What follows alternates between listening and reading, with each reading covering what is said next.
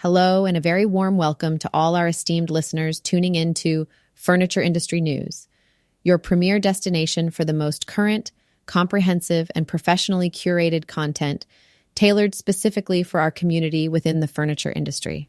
Today, as with every episode, we are committed to bringing you the professional and formal dialogue you've come to expect, ensuring that you, our knowledgeable audience, are not just kept in the loop, but are provided with thorough insights into the latest trends, market fluctuations, and notable happenings that could potentially impact your business and the industry at large.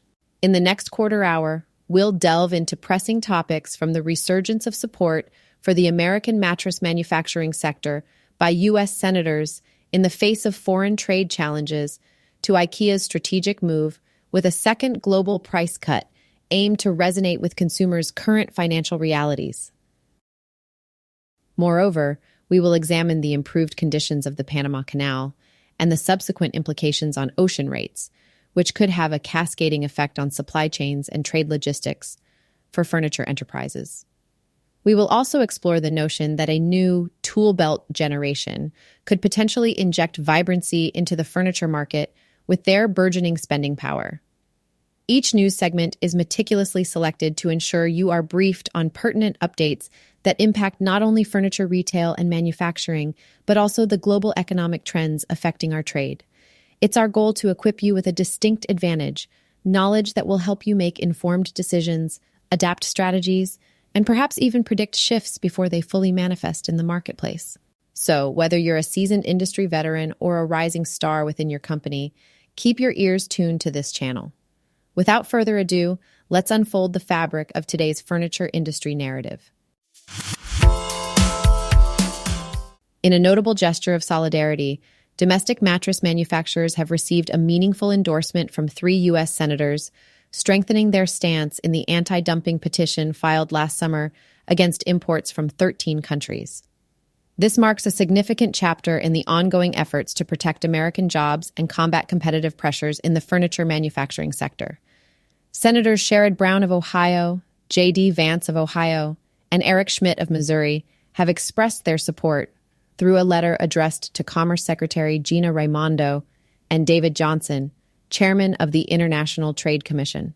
They have fervently urged the agencies to take action on the petition, emphasizing that the U.S. must staunchly defend its workforce and industry from the ravages of illegally dumped imports. They assert that American workers, touted as best in class globally, are struggling to compete against these underpriced foreign goods. With the plight of the American mattress industry and the thousands of workers employed by U.S. mattress producers at the forefront, this plea reinforces the narrative of an industry under siege. The senators called for a favorable ruling in support of the 10 mattress makers and 2 labor unions that spearheaded the petition last July.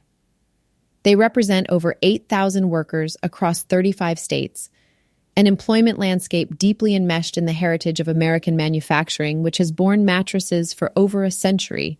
The specter of job loss looms large, with more than 12,000 workers directly affiliated with American mattress producers and thousands more in subsidiary manufacturing jobs, all precariously hinged on the domestic industry's vitality. The senator's letter lays bare the stark reality that unfairly traded imports have wreaked havoc for almost a decade, resulting in the closure of over 50 mattress producers since 2016. February's preliminary determinations by the Department of Commerce marked a critical step, with Slovenia feeling the heaviest impact. Originating from a collective action by mattress makers and labor unions, citing unfair competition from far-flung nations like Bosnia and Herzegovina to Taiwan, the issue is drawing a clearer line between fair competition and trade malpractice. This latest development is a clarion call for industry professionals to monitor as the United States grapples with the implications of global trade on its revered manufacturing industry.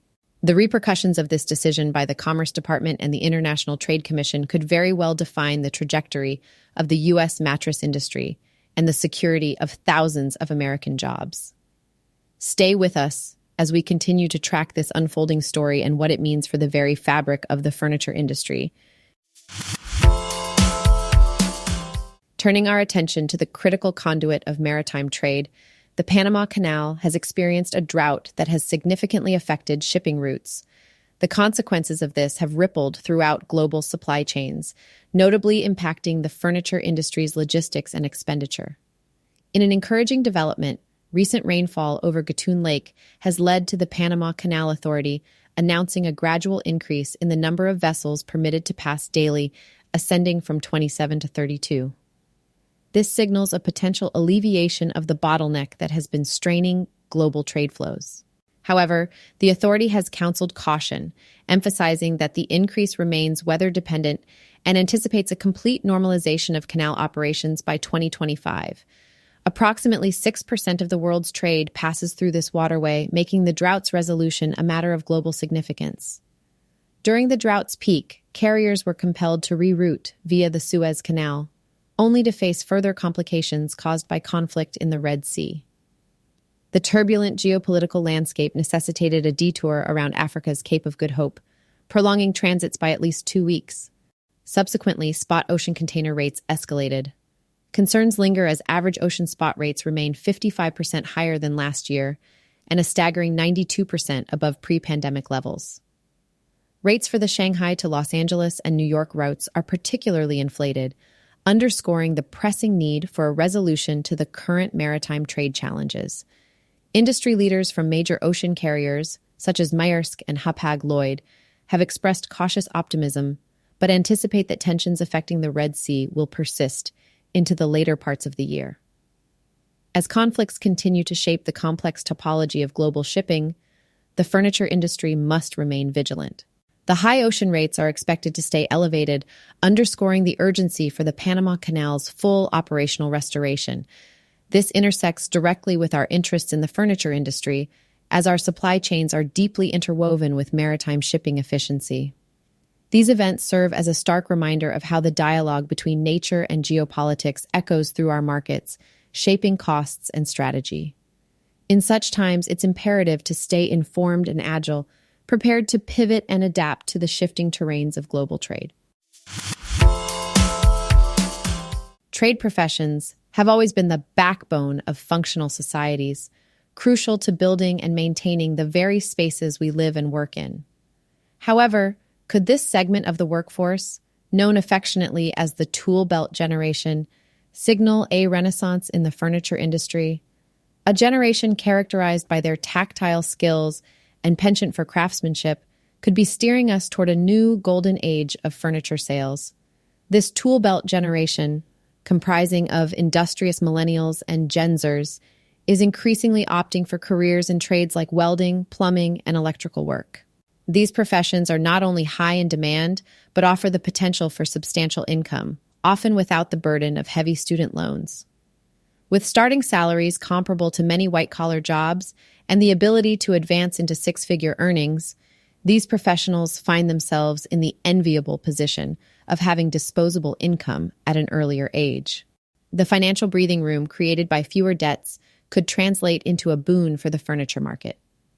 Traditionally, furniture purchases have been significant markers of establishing a household, and while many young adults have had to delay such significant investments, those in trade professions might have the means to prioritize quality furniture sooner.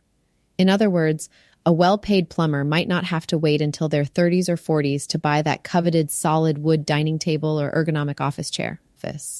Moreover, the aspirational goals associated with furniture, a reflection of one's personal style and status, are accessible to this burgeoning tool belt generation.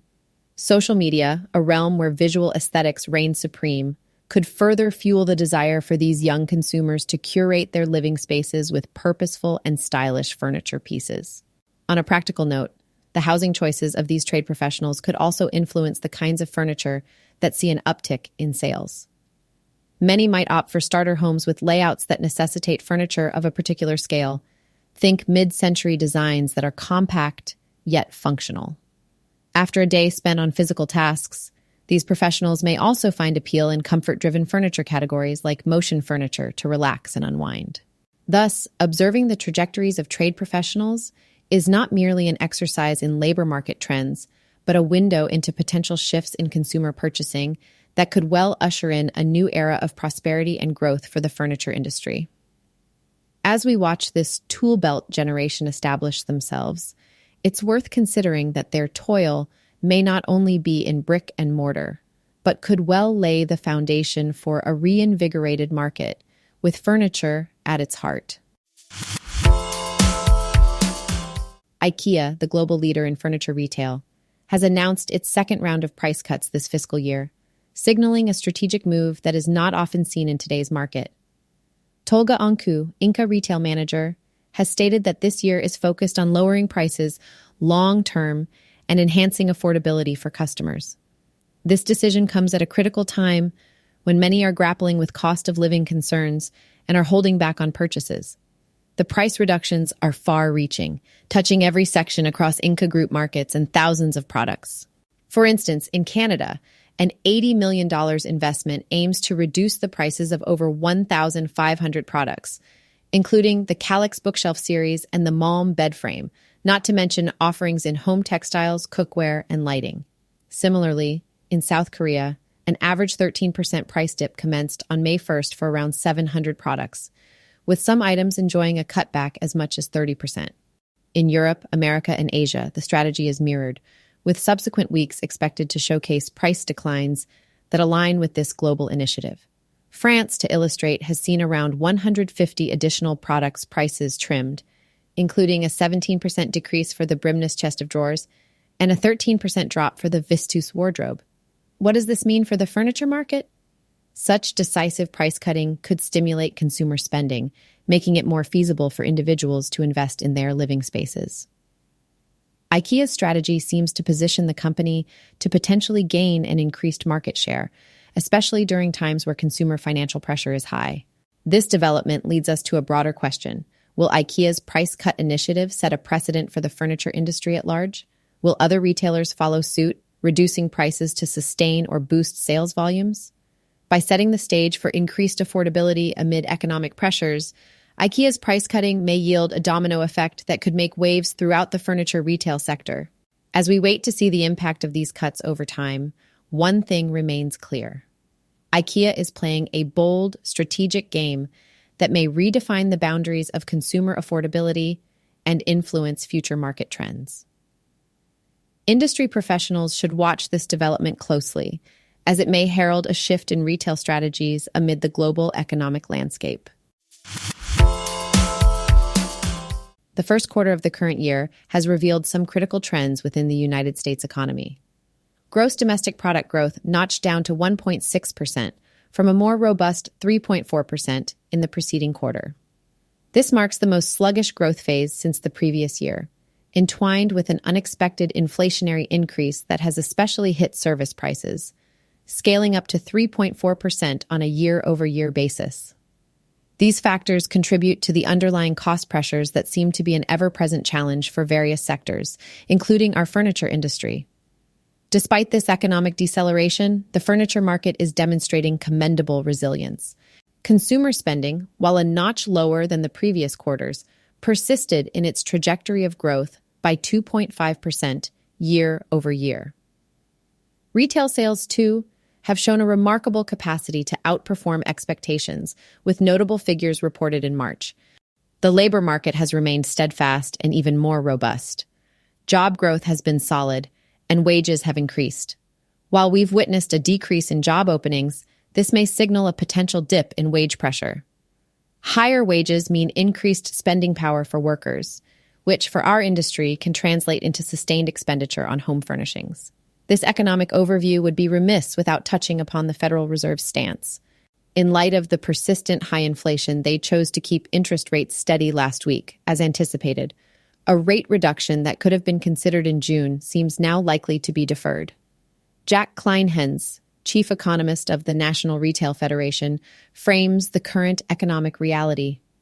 The U.S. economy lost some spring in its step during the first quarter as the pace of growth declined, and the downshift came with an unexpected bout of inflation. However, he quickly adds, but even with signs that the economic expansion is decelerating, the economy remains resilient, boosted by a solid job market and continued spending by consumers and businesses.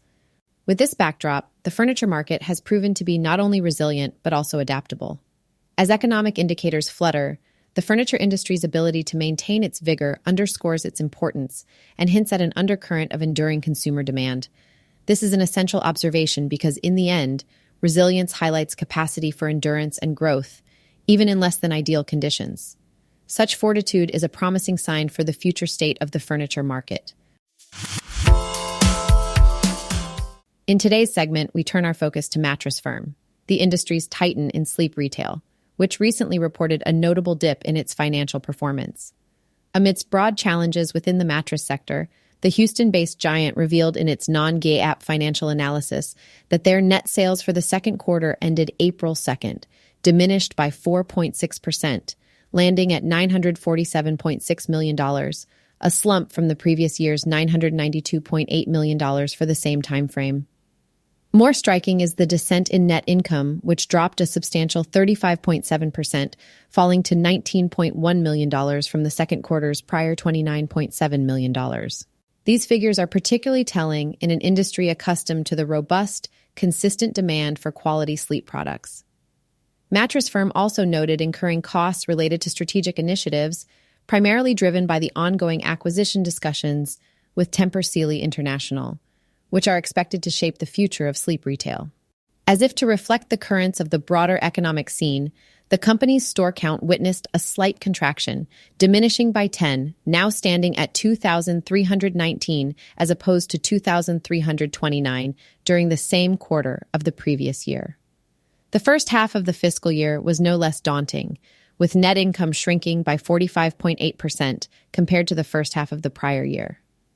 Sales similarly retracted, marking a decrease of 4.8%. These figures thrust upon us the stark reality of an industry facing the headwinds of market volatility. They raise poignant questions about sustainability and adaptability in an economy that demands both. As we consider the sleep segment's broader ecosystem, the question lingers: how will Mattress Firm navigate these turbulent times? Will strategic alignments and an inherently strong brand presence be enough to weather this industry slowdown? Only time will tell as we continue to monitor the pulse of the furniture market and its stalwarts like Mattress Firm. Tempur Sealy International, a heavyweight in the mattress industry, released its first quarter financials, revealing figures that have made waves across the industry. For the quarter that ended on March 31st, the company witnessed a 10.6% reduction in its net income, falling from $85.3 million in the previous year to a current $76.3 million. This downturn in profit is further underscored by a slight decline in sales, which nudged down 1.5% to a tally of $1.19 billion. Drilling down into the details, it's apparent that North American sales have experienced a dip of 2%, landing at $901.1 million, in contrast to sales figures from the same quarter in the previous year. The international market remained relatively flat, with an almost negligible rise, inching up a mere 0.1%. A particular focus for our industry is Tempur Sealy's wholesale division, an usually robust area of their business, which reported a 3.4% decrease domestically. The reason? Macroeconomic pressures are squeezing the typical U.S. consumer, influencing buying behaviors across the board. Still, Tempur Sealy's direct channel showed resilience with a 7.7% sales uptick, a beacon of positive news amidst the overall downturn. The international wholesale channel has managed a very modest increase, but the direct channel there slightly fell, suggesting an intricate global picture for mattress sales. Despite these challenging numbers, the company's leadership remains optimistic. Scott Thompson, Tempur Sealy's chairman and CEO, has attested to their innovative product launches and marketing investments as keys to weathering the downturn and emerging stronger in the long run. Looming over Tempur Sealy's quarterly report is the anticipated acquisition of Mattress Firm, a transaction that has been a hot topic within the furnishing circles. As per the latest news, the Federal Trade Commission's ongoing review process is expected to reach a conclusion by the second quarter of the current year, with an eye on finalizing the acquisition in 2024. The potential impact of this acquisition on the industry is significant, foregrounding discussions on competition and market dynamics pertaining to bedding and sleep solutions. Looking forward to the remainder of the financial year, Tempur Sealy is clutching onto a steady forecast, banking on low to mid-single-digit year-over-year growth, while also announcing a consistent quarterly cash dividend. These projections and dividends are pillars of stability and confidence in the face of what some are viewing as market turbulence and overall economic unease. For industry professionals and market analysts alike, Tempur Sealy's current financial position is a bellwether for broader trends, illuminating the challenges and resilience inherent in the furniture and bedding markets. The unfolding story of their financial health and strategic maneuvers, especially their potential union with Mattress firm, will undoubtedly continue to be a focal point of conversation in the quarters to come. Purple Innovation has generated quite the buzz with its recent financial announcement for the first quarter ending March 31st. With the furniture industry facing headwinds, Purple Innovation broke the trend, reporting a noteworthy 12.5% increase in net sales, amounting to $120 million in comparison to the prior year's $106.7 million. This surge in sales is attributed to the company's fresh product lineup and a greater number of wholesale floor slots. However, the company has not been immune to the overall softness in demand for home products, which has been an overarching theme within the industry. Much of the increment in revenue comes from the wholesale side of things, with a 33.1% leap, while direct-to-consumer channels have held steady since last year. E-commerce sales dipped, but this setback was mitigated by heightened activity in Purple's branded showrooms and a shift towards higher-end mattresses. Despite the positive sales figures, the first quarter also saw Purple posting a substantial net loss of $50.2 million, almost doubling the loss from the previous year. A significant portion of this loss, $23.6 million to be precise, was a result of financing efforts related to their debt refinancing agreement inked in January. Additionally, the company recognized a loss on debt extinguishment and accrued interest expenses. Not all was grim, though. Purple underscored that its adjusted net loss stood at $20.4 million, markedly lower than the reported net loss, suggesting that some of the financial pressures may be non-recurring or at least more manageable in the long term. Purple's CEO, Robert DeMartini, expressed optimism, indicating that the company's renewed product portfolio, launched mid-2023, has been well received and is gaining market share. Furthermore, Purple Innovation's strategic moves are expected to yield top-line improvements as the year progresses and could position the company for a robust second half, with anticipation of positive adjusted EBITDA. In terms of profitability, there was a decrease in gross margin, down to 34.8% from 38% in the year-ago quarter. This decline is attributed to the shift toward wholesale revenue, which typically holds thinner margins than direct-to-consumer sales, the use of air freight early in the year, clearance of discontinued items, and costs associated with products shipped early into the second quarter. Despite these challenges, Purple Innovation closed the first quarter with $34.5 million in cash and equivalents and fostered a stronger liquidity profile following a refinancing initiative that consolidated its primary debt facilities. Looking forward to the rest of 2024, the company is maintaining its yearly revenue projection, anticipating numbers to fall in the $540 million to $560 million range. This would exemplify a strategic shift in Purple's course, signaling a return to growth and a push towards profitability in a volatile market. The company's achievements and strategic focus could potentially set a new narrative for success within the furniture industry, underlining the importance of innovation, adaptation, and resilience.